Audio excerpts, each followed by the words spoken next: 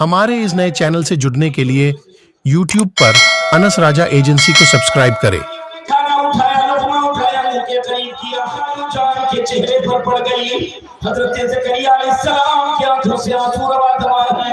مریم نے لقمہ واپس کیا، خالو جان رونے کی وجہ کیا ہے؟ فرمایا مریم بیٹی کھانا کھاؤ، خاص بات نہیں ہے۔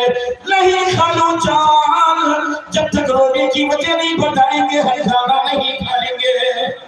حضرت زکریا روتے روتے کہتے مریم پوری زندگی پوری جوانی خاص دعا کی بارگاہ میں کرتا رہا، وہ دعا مؤخر کر دی گئی، یعنی ابھی قبول نہیں کی گئی۔ وہ کون سی دعا؟ پوری جوانی دعا مانگتا رہا، مولا ہمیں کوئی اولاد عطا فرما دے۔ مریم کوئی اولاد اور جوانی ہی میں نہیں، قرآن کا 16واں باب کافا یا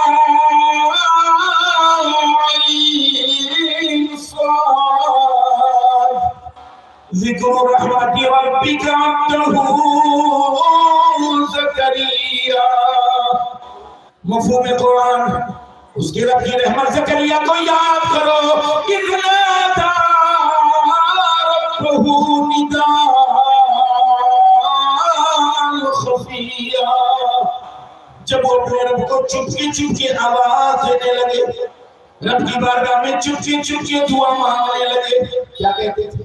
رب انی وہن العظم منی واشتعل الرأس شیبا۔ مولا میری ہڈیاں کمزور ہو گئی، میرے پاس سفید ہو گئے۔ آگے قرآن کہتا ہے وامرأتی عاقر، اور لوگوں نے کہا کہ بیوی بھی پانچ ہو گئی ہے، بیوی پانچ ہو گئی ہے، ہڈیاں کمزور ہیں، ابھی بھی چپکے چپکے دعا مانگ رہے، مولا مجھے اولاد دے دے۔ اچھا آپ چپکے چپکے دعا کیوں مانگ رہے؟ تو اگر کوئی ہمارے گاؤں میں ایسا بوڑھا ہو، ایسا بوڑھا ہو کہ چلے تو اٹھے تو 1 منٹ لگے، یہ چلے تو ٹک ٹک ٹک ٹک کرے، وہ آپ کے بغل میں بیٹھ کر دعا مانگے اے اللہ مجھے اولاد دے دے، تو آپ اپنی دعا بھول جاؤ گے، بڑھوں کو دیکھتے عمر دیکھو چاہت دیکھو۔ تو قرآن کہتا ہے نداء خفیہ، چپکے چپکے دعا مانگو کہ کوئی ہنسے نہیں۔ اتنی عمر ہو گئی اولاد نہیں ہے، حضرت زکریا علیہ السلام کہتے مریم ابھی بھی کوئی اولاد نہیں ہے، مریم ولیہ ہے یاد رہے۔ حضرت مریم کہتی خالو جان کہاں کہاں آپ نے دعا مانگی ہے؟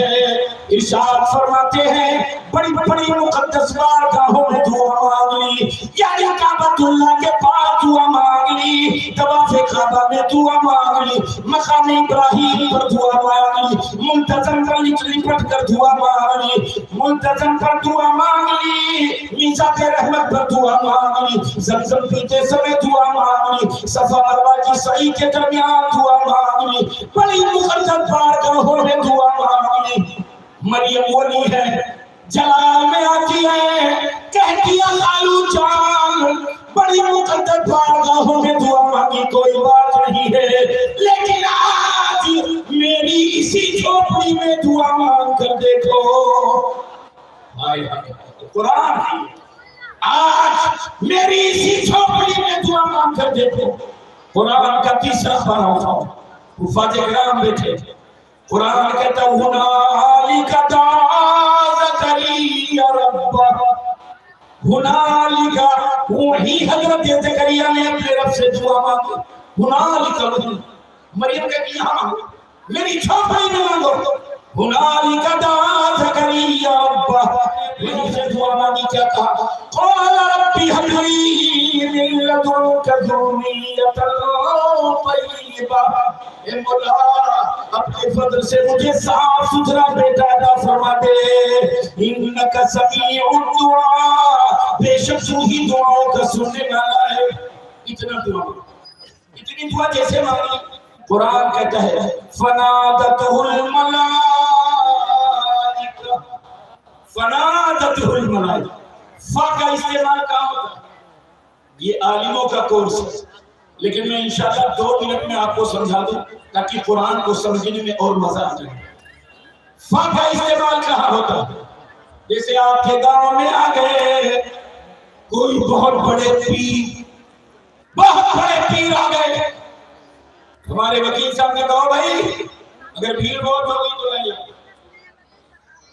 اور یا تو بھیڑ نہیں ہو، لوگوں کو پتہ نہیں چلتا، اگر پتہ نہیں چلا تو ایک آدمی آیا مل کے چلا گیا، بیچ میں غائب رہا، پھر آیا مل کر گیا غائب رہا، پھر آیا ایک شخص مل کر گیا غائب رہا۔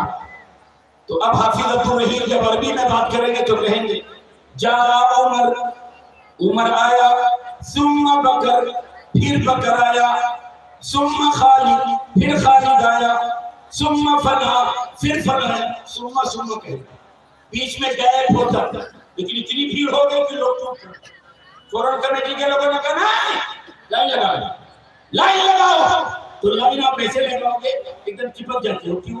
کوئی بیچ میں گھس نہ جائے، تو ایسے چپک جاؤ گا، اور ایسے اگر چپک کے ملنے آ گئے تو اب قاری عبدالرحیم کہیں گے جا زید، اب سما نہیں کہیں گے، بیچ میں غائب نہ ہو تو سما نہیں، جا زید فعمر فبکر فخالد، امر آیا پھر خالد آیا پھر امر آیا پھر فلاں آیا پھر فلاں آیا، سما کے بجائے فا کا استعمال، جب بیچ میں غائب نہ ہو تو فا کا استعمال۔ جیسے ایک مثال اور دے دیں، ان کانت الشمس طالیۃ فالنہار موجود، اگر سورج طلوع ہوگا تو دن موجود۔ آپ میں کوئی بتا سکتا ہے کہ پہلے سورج نکلتا ہے کہ دن نکلتا ہے؟ پہلے سورج نکلتا ہے کہ دن نکلتا ہے؟ نہیں بتا پائے گا۔ اور قریب آپ کے ذہن کو کر دیں، آپ میں سے کوئی بتا دے کہ پہلے بیٹا ہوتا ہے کہ پہلے باپ ہوتا ہے؟ کوئی بتا دے پہلے باپ ہے کہ پہلے بیٹا ہے؟ آپ سوچتے ہوں گے پہلے باپ ہے، کوئی باپ بغیر بیٹے کے باپ بنتا ہے؟ بھائی بیٹا نہ ہو تو کوئی باپ کہلاتا ہے، تو آپ میں کوئی بتا سکتا ہے پہلے بیٹا ہے کہ باپ؟ جی نہیں بتا سکتے، آپ یہی کہیں گے باپ پہلے، تو کوئی ایسا آدمی دکھا دو کہ باپ ہو لیکن بیٹا اس کے ہے لیکن باپ ہے، کوئی ایسا آدمی ملے؟ بھائی بیٹے نہیں ہوگا تو باپ کہاں سے ملے گا؟ تو آپ کہیں گے مولانا جس آن میں بیٹا اسی آن میں باپ، بیچ میں غائب نہیں ہوتا ہے، تو فا کا استعمال وہاں ہوتا ہے جہاں بیچ میں غائب نہ ہو۔ اللہ کا قرآن دیکھو، مقدس بارگاہوں میں دعا مانگی لیکن ابھی دعا مؤخر ہو گئی، ولیہ کا دربار ہے، ولی کا دربار ہے، اللہ کا قرآن کہتا ہے فنادتہ الملائکہ، فرشتوں نے ندا دے دیا یا زکریا ان اللہ مبشرک بیحییٰ، اے زکریا اللہ تمہیں حضرت یحییٰ پیغمبر کی بشارت دے رہا ہے، تمہارے بیٹے حضرت یحییٰ۔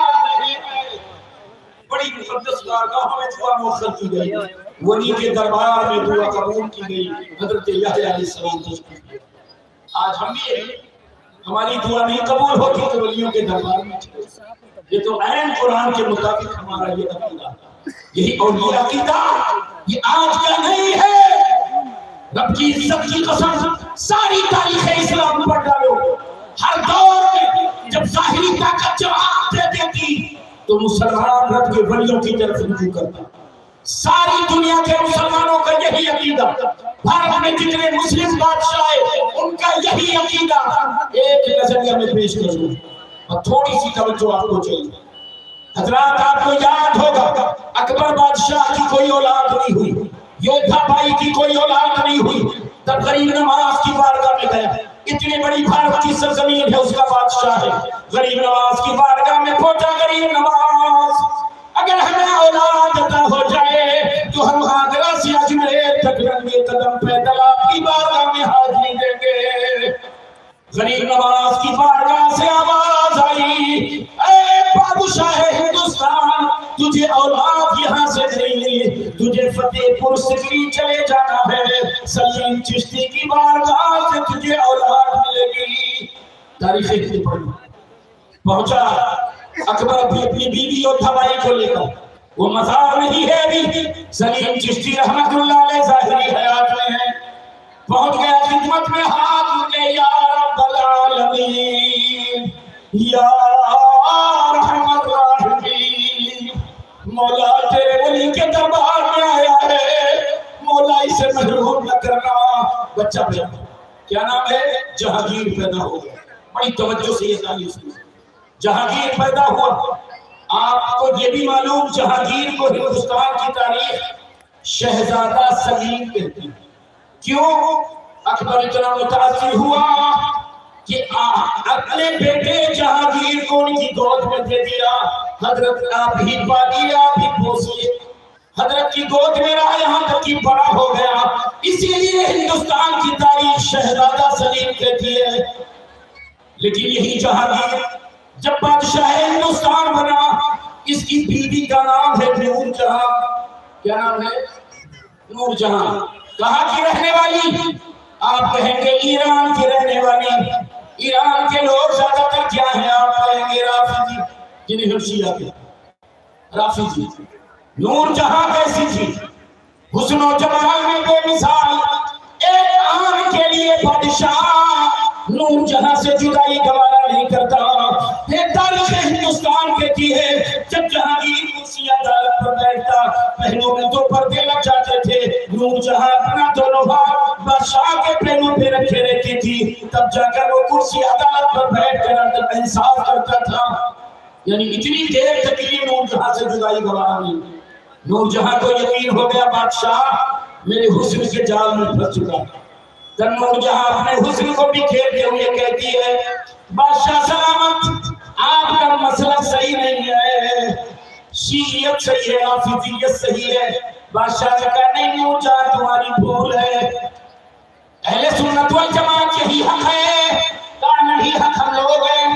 بادشاہ نے کہا نہیں تو نور جہاں نے کہا مناظرے کروا لو، ہم ایران سے عالم بلاتے ہیں، ایران سے علماء آگے، ہندوستان کے علماء نے مناظرہ شروع۔ مناظرہ جب عالم کرتا ہے تو گرامر قاعدہ قانون کی روشنی میں بات لمبی ہو جاتی ہے۔ مناظرہ لمبا ہو گیا۔ جہانگیر کے دربار میں ملا دھوپیازا تھے۔ ملا دھوپیازا نے کہا بادشاہ سلامت کے عالموں کو بھیجو، لمبا مناظرہ اور انگلے بھیج دو، مناظرہ جیت لیں گے۔ اچھا مناظرہ کرے گئے، بادشاہ سلامت بھیج دو۔ روزانہ جب یہی ضد کرتا تو ایک دن بادشاہ نے کہا ٹھیک ہے، کہا ٹھیک ہے آج مناظرے کے لیے تو ہی چلے جا۔ ملا دھوپیازا مناظرے کے اسٹیج پر، سامنے ایران کے علماء اسٹیج پر مناظرہ شروع۔ تو ملا دھوپیازا عالم تو تھے نہیں، ان کو بیچارے کو کچھ نہیں معلوم۔ انہوں نے کیا کیا؟ صرف اولیاء کے نام رکھ لیے، سینکڑوں ولیوں کے نام یاد کر لیا بس۔ اب وہ پہنچے تو ایرانی عالموں نے کہا تم کہاں ہو؟ کہا آج مناظرہ میں کروں گا۔ اچھا چلو شروع کرو۔ تو کہا اچھا یہ بتاؤ فلاں علی کے فلاں ولی کے بارے میں کیا کہتے ہو؟ فارسی زبان میں ان کی کہتے ہیں میں نمی دانا میں نہیں جانتا۔ فلاں علی کے فلاں ولی کے بارے میں بتاؤ میں نمی دانا، فلاں ولی کے بارے میں بتاؤ میں نمی دانا، فلاں ولی کے بارے میں نمی دانا۔ نام غصے سے تو بھئی غصہ تو ہے گئی، یہ کون سا مناظرہ؟ اب غصے سے آپ کو بولا ہو، فوج لگی ہے، جہانگیر بھی بیٹھا ہے، بادشاہ ہندوستان بیٹھا ہے، نام پوچھتے جا رہے ہیں، جواب آ رہا میں نمی دانا میں نہیں جانتا ہوں۔ جب دیکھا ایرانی عالم آپے سے باہر ہو گئے، غصے میں باہر ہو گئے، تب اس وقت ملا دھوپیازا نے کہا بتاؤ جہانگیر بادشاہ جو بیٹھے ہوئے ہیں، اے ایرانی عالموں بتاؤ سلیم چشتی کے بارے میں تمہارا نظریہ کیا ہے؟ غصے میں تھے ایرانی عالم، کہا من نمی دانمی خدام خلص معاذ اللہ، میں نہیں جانتا یہ کون سا گدھا ہے۔ کس کو کہا؟ سلیم چشتی۔ ایک ولی کی بارگاہ میں بے ادبی کر دیا، ولی کی بارگاہ میں گستاخی کر دیا، آنکھوں میں آنسو نہیں خون اتر آیا جہانگیر کے، جن کی دعا سے جہانگیر پیدا ہوا، جلال میں آ گیا، آرڈر کر دیا او فوجیوں ایرانی عالموں کا سلطنت سے جدا کر دو، دستخط ہو گئے، کوہرام مچ گیا سلطنت۔ نور جہاں حیران ہو گئے، نور جہاں پریشان، دنیا کیا کہے گی؟ نور جہاں ایران سے عالموں کو بلا کر وہاں قتل کرا دیا ہے۔ اب نور جہاں نے کیا کیا؟ میک اپ کیا، اپنے آپ کو سجایا اور حسن لے گئی، بادشاہ کے قدروں میں حسن بکھیرنے لگی۔ اس وقت جہانگیر نے جو کہا ہندوستان کی تاریخ نے اپنے سینے پر محفوظ کر لیا. جب نور جہاں اپنا حضور بادشاہ کے قدموں میں بکھیر رہی تھی اس وقت جہانگیر نے کہا اے جانے جانا منصورا جان دادا ایمان نہ دادا، اے جانے جانا میں نے تم کو جان دیا ہے ایمان نہیں دیا ہے، اس لیے ایرانی علیموں کا سب سے جدا کر دو. ہر دور میں ولی سے محبت کرنے والے لوگ آج صرف پیدا ہو گئے جو ولیوں کے بارے میں بے ادبی، ان کی بارگاہ میں بے ادبی کرتے. اور یہ رب کی عزت کی قسم ان کی تبلیغ کیا ہوتی. میں آپ کو وہ باتیں یہ بتاؤں گا اولیاء کا تذکرہ جو بارہا آپ سنتے. تاریخ کے چہرے سے نقاب ہٹاؤ. کون ہے یہ؟ خواجہ غریب نواز کے پیر و مرشد حضرت عثمان ہارونی 16 سال کی عمر میں علم ظاہر علم باطن سے فارغ ہو گئے. حضرت عثمان ہارونی روزانہ قرآن کی تلاوت کیا کرتے تھے.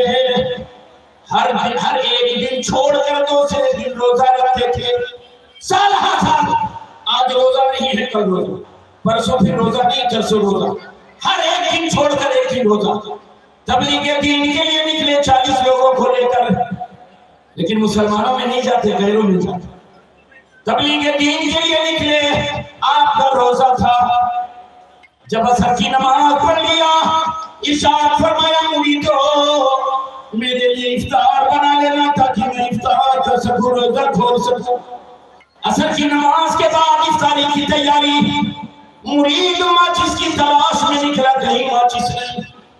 گاؤں میں گئے لوگوں ماچس دے دو، آگ دے دو، میرے پیر و مرشد روزے سے ہے انہیں افطار کرانا ہے. کہیں گاؤں میں ماچس نہیں. ارے بھائی ماچس پہلے کس کے ہیں؟ ہم لوگوں کے بچپن میں گاؤں میں ایک چولہا جل جائے تو پورے گاؤں کا چولہا اسی چولہے سے جلتا تھا. بچیاں عورتیں ہیں بہنی آگ دے دے، اے بہنی آگ دے دے، سب آگ مانگ مانگ کے لاتی تھی. ماچس کس کا؟ ہمارے بچپن میں.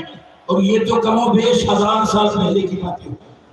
آگ نہیں ملی، مرید آگے بڑھتا چلا، گاؤں گاؤں میں جلدی جلدی پوچھ رہا نہیں ملی. آگے بڑھ دیکھا ایسی آگ جس کی لپٹیں آسمان سے باتیں کر رہی. مرید خوش ہو گیا، قریب گیا، دیکھا کم و بیش 40,000 لوگ ایک بہت بڑی آگ کے ارد گرد چکر لگا رہے تھے.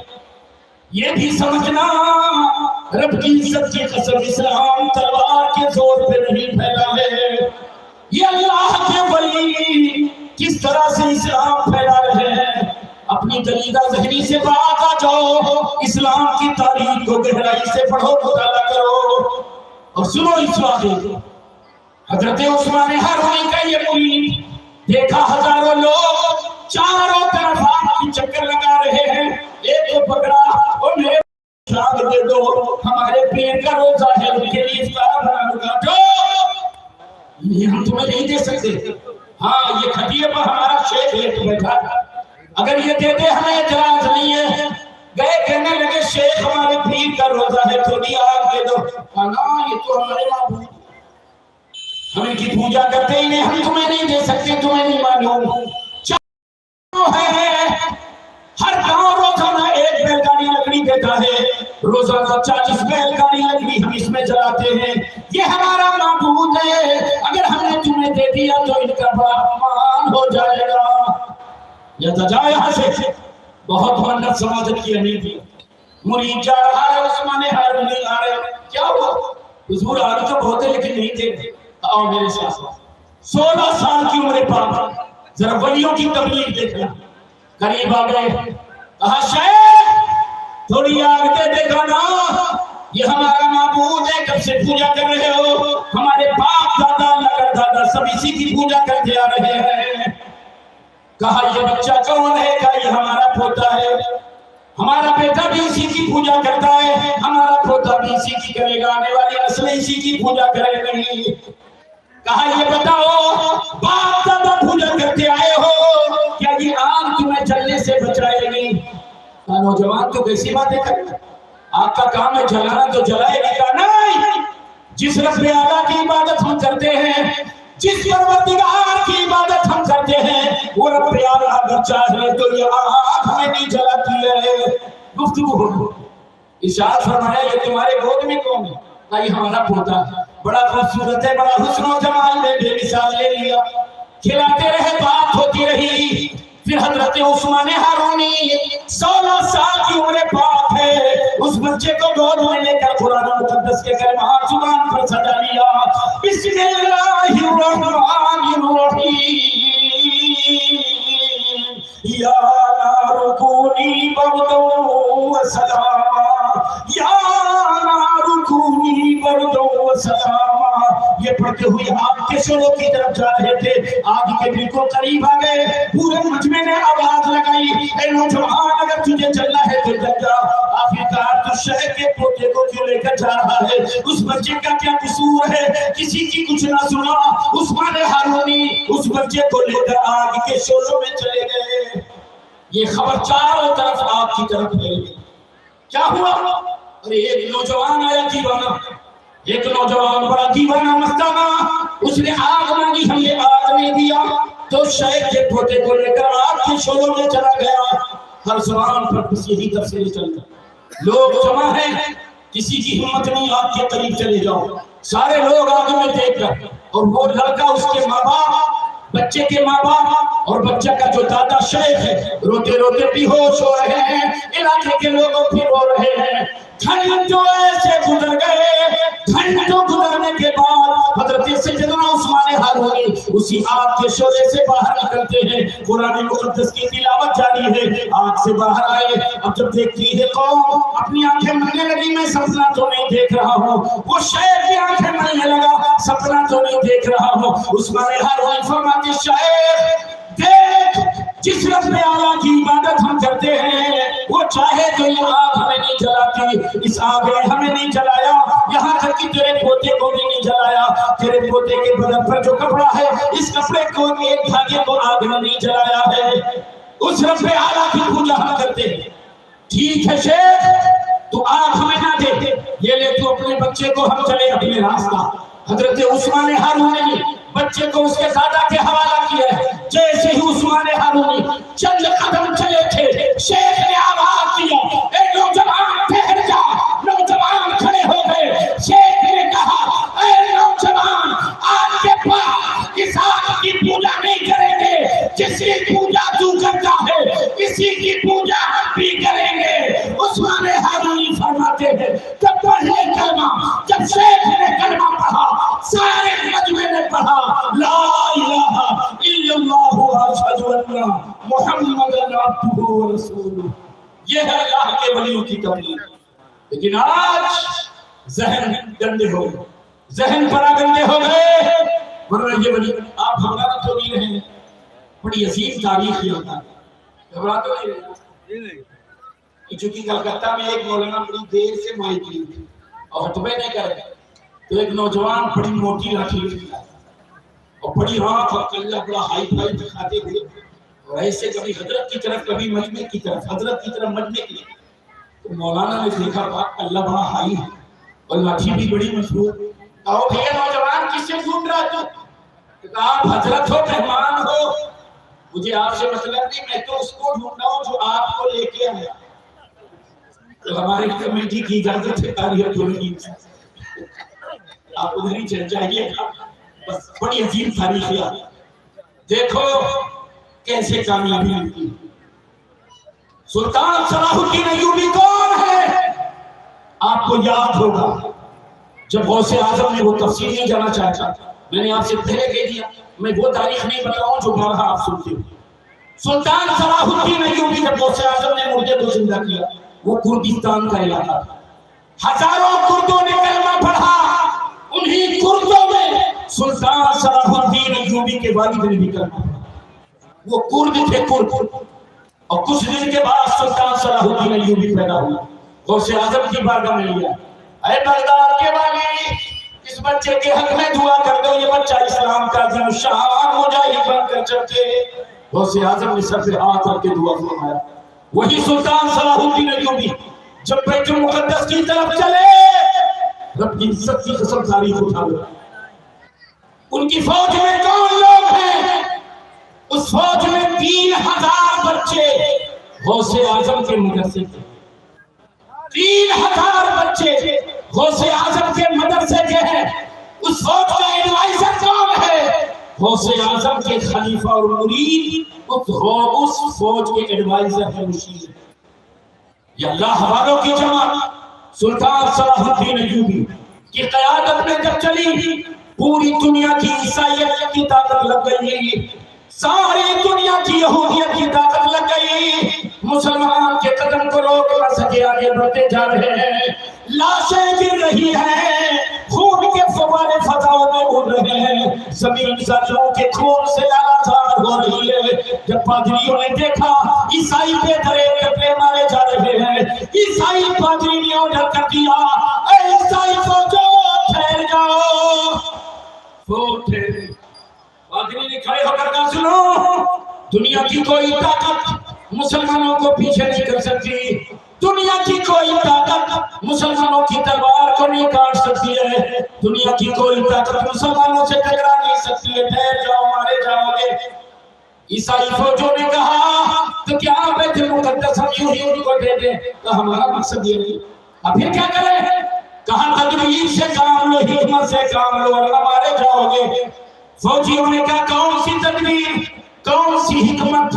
تب پادری نے کہا سنو، اے فوجیوں اپنی قوم میں بکھر جاؤ، تلاش کرو ایسی لڑکیوں کو جو لڑکیاں حسن میں بے مثال ہوں، تلاش کرو ایسی لڑکیوں کو جن لڑکیوں کو دیکھنے کے لیے ہماری قوم کے نوجوان ان کی گلیوں کی کھاد چھانٹتے ہو، ایسی فکرے حسن نوجوان لڑکیوں کو تلاش کر کے لاؤ۔ عیسائی فوج عیسائی گھروں میں گھس گئی، جتنی خوبصورت لڑکی تھی لا کر پادری کے سامنے کھڑا کر، پادری ایک زہریلی ہنسی ہنسا، اس کے بعد کہنے لگا عیسائی فوج دنیا کی کسی قوم کا نوجوان ان لڑکیوں کے حسن کو پار نہیں کر سکتا ہے۔ پادری کھڑا ہوا، اسپیچ دینے لگا، اے ہماری قوم کی بیٹیوں، یہ مسلمان ہیں، ان کے قدم بیت المقدس کی طرف بڑھ رہے ہیں، حسن کا ایسا جال بچھا دو کہ یہ مسلمان اپنا مقصد بھول جائیں۔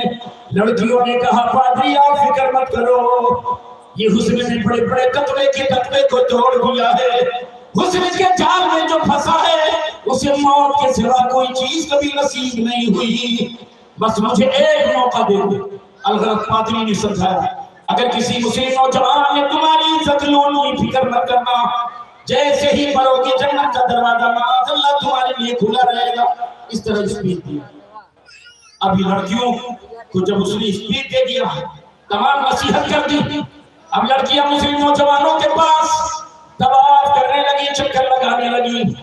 اللہ کی عزت کی قسم تاریخ اسلام اٹھا لو، جو نگاہ مسلم نوجوانوں کی پڑ گئی، دوبارہ نگاہ اٹھا کر کبھی ان نوجوانوں نے نہیں دیکھا، لیکن احساس کر لیا عیسائی لڑکیاں حسن میں بے مثال مسلم نوجوان فوجیوں کا چکر لگا رہی ہے۔ انفارمیشن دے دیا سلطان صلاح الدین ایوبی، عیسائی لڑکیاں مسلم نوجوانوں کا چکر لگا رہی ہے، تمام تر خفیہ ایجنسی لگا دی گئی، تمام تر رپورٹ پہنچ گئی، یہ لڑکیاں مسلم نوجوان کو حسن کے جال میں پھنسانے آئی ہے، یہ لڑکیاں حسن کو بکھیر رہی ہے تاکہ ان کے حسن کے جال میں مسلم نوجوان پھنس جائے۔ آرڈر کر دیا گیا یہ لڑکیاں جہاں ملے انہیں گرفتار کر لو۔ دھڑپڑ شروع ہو گئی، بھاگا بھاگی شروع ہوئی، 5 لڑکیاں گرفتار کر کے لائی گئی۔ آرڈر ہو گیا انہیں زنجیروں میں جکڑ دو، زنجیروں میں جکڑ دی گئی۔ لڑکیوں کی دل کی دھڑکن بڑی تیز ہو گئی کیونکہ آج تک ان کو یہی پاٹ پڑھایا گیا، معاذ اللہ دنیا میں مسلم نوجوان ایسے ہیں جو بھیڑیے سے کم نہیں ہے۔ یہ مسلم نوجوان جب کسی عورت کو دیکھتی ہے، یہ نوجوان یہ ان کی عزت آبرو کو نوچ کھاتی ہے۔ یہ مسلم نوجوان بھیڑیا بھر جاتے ہیں اور اپنی عزت آبرو کو نوچ کھاتے ہیں۔ آج تک ان کو یہی سمجھایا گیا تھا دل کی دھڑکن تیز ہے، رات کی تاریکی آئے گی، یہ بھیڑیے ہم پر اٹیک کریں گے، ہمارے حسن کو پارا پارا کر دیں گے، ہمارے جسم کو پارا پارا کر دیں گے، عزت آبرو کی دھجی اڑا دیں گے۔ دل کی دھڑکن کے ساتھ شام ہو گئی، عشاء کی نماز ہو گئی۔ سلطان صلاح الدین ایوبی نے دیکھا 2 فوجی نوجوان کھڑے ہیں، ارشاد فرمایا اے اللہ کے غازیوں، اے رسول اللہ کے فرزانوں، تم دونوں کی ڈیوٹی ہے ان عیسائی لڑکیوں کی عزت آبرو کی نگہبانی کرو گے. دونوں نوجوانوں نے سمجھایا ٹھیک ہے. لڑکیوں کی دل کی دھڑکن تیز باتیں کرنے لگی. یہ دو نوجوان لگائے گئے ہیں, یہ ہماری عزت آبرو کو نوچ کر چلے جائیں گے, پھر 4-6 آئیں گے, وہ چلے جائیں گے, 10-20 آئیں گے, وہ چلے جائیں گے, 50-100 آئیں گے. پوری رات یہ بھیڑیاں بن کر ہماری عزت آبرو کو نوچ پائیں گے. یہ لڑکیوں کی سوچ. لیکن تاریخ اسلام اٹھاؤ, دونوں نوجوان تیر و تلوار سے لیس عیسائی لڑکیوں سے تیروں میں چکڑیاں, داہنی طرف ایک نوجوان, بائیں طرف ایک نوجوان چل رہے ہیں. زبان پر اللہ کی حمد ہے, زبان پر رب اعلیٰ کی ثنا ہے, زبان پر رب اعلیٰ کی کبریائی ہے. کبھی تصورات میں ڈوب کر الصلاۃ والسلام